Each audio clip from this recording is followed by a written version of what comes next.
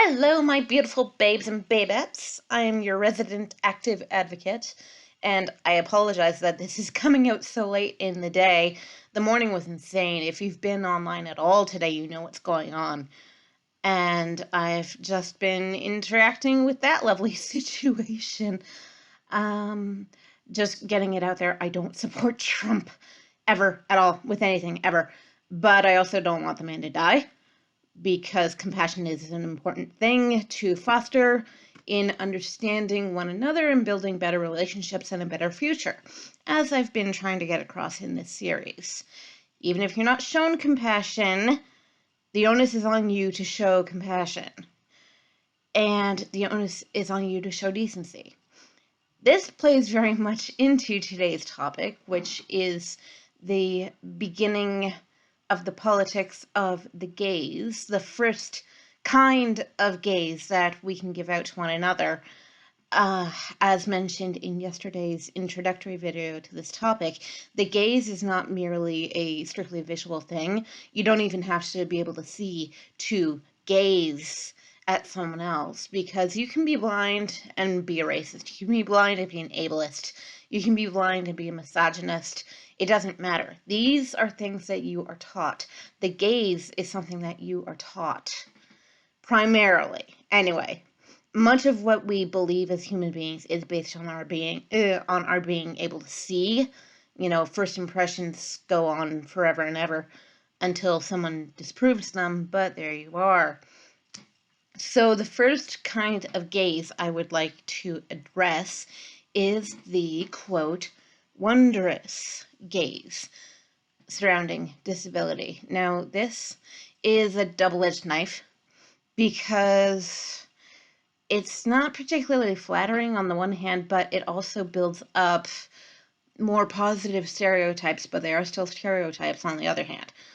So in terms of the positive stereotypes, the wondrous gaze puts it that people who have disabilities are wondrous in that we are able to cope with all the horrible things that life can throw at us, that we were born special, or that we were chosen through means of a particular accident to bear this noble burden and to teach others how to bear their burdens in silence and with integrity and with, you know, the stiff upper lip and keep your chin up and all that stuff.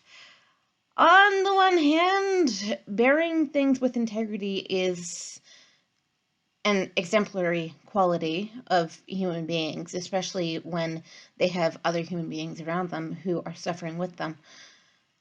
On the other, and here's where the double-edged knife part comes in, on the other hand, to consider disability a burden at all and something which only the most special and important and integral amongst us can bear in silence and with dignity, that is actually a very negative thing.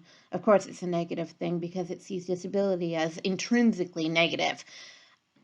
I have lived with disabilities for my entire life.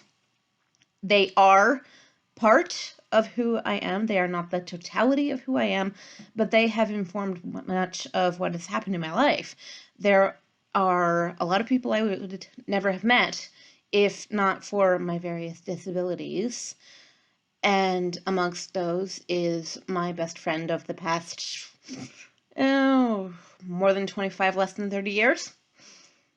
So without being what I am, at least in part of what I am, I would not have that relationship.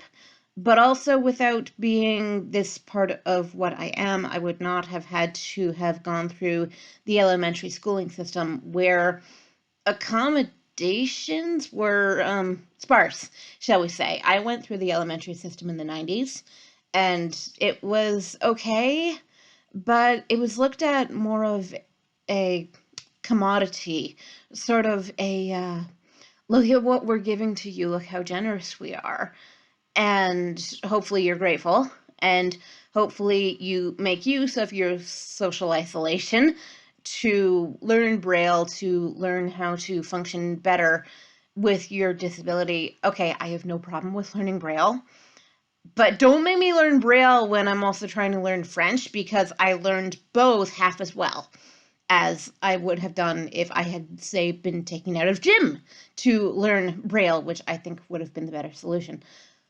But the whole thing about bearing burdens with a noble heart and a noble mind, I think that that is extraordinarily condescending to people with disabilities, because for one thing, it puts us on a pedestal of look how special you are, look how remarkable you are because you have a disability. And for another, it's expecting too much of us. What about when we're sick? What about when we're injured? What about when we're in the hospital, when we are ostensibly physically helpless, and people still expect us to bear that with little aid? It doesn't, it can't work that way. We're still human beings. We are all of us human beings. And there's only so much a human being can take. There's only so much that we can do with our own power, with our own strength. And to say that you are wondrous just by virtue of being disabled also removes the onus from the population to help you. Because look how special you are, look how inspiring you are. You exist to inspire us. I don't agree with that. My life is not what it is for the sake of inspiring you.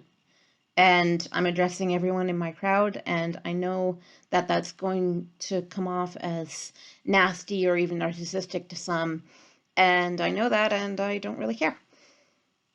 So the Wondrous point of view can make people see us as better than what they would otherwise see us as like, oh, if your body can't function properly, or if your mind can't function properly, I put air quotes around these, by the way, then you are inferior. This is the polar reverse of that. You are superior because of your differences. I don't believe in superiority or inferiority. I believe that we are all intrinsically equal and that we are all human, and we all have our own nascent gifts and talents and faults and foibles, things like that. I hope that this has been illuminating, and tomorrow I would like to talk about the exotic gaze.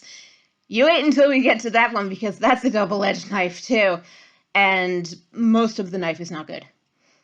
All right. Wait, no, not tomorrow. Sorry, I'm turning this into my thing. I swear I'm turning this into a meme on my channel, but not tomorrow, because I take the weekends off. I will see you on Monday to talk about the exotic gaze. Thank you very much for your attention, and I hope you have a wonderful rest of your day. Adios. Mwah.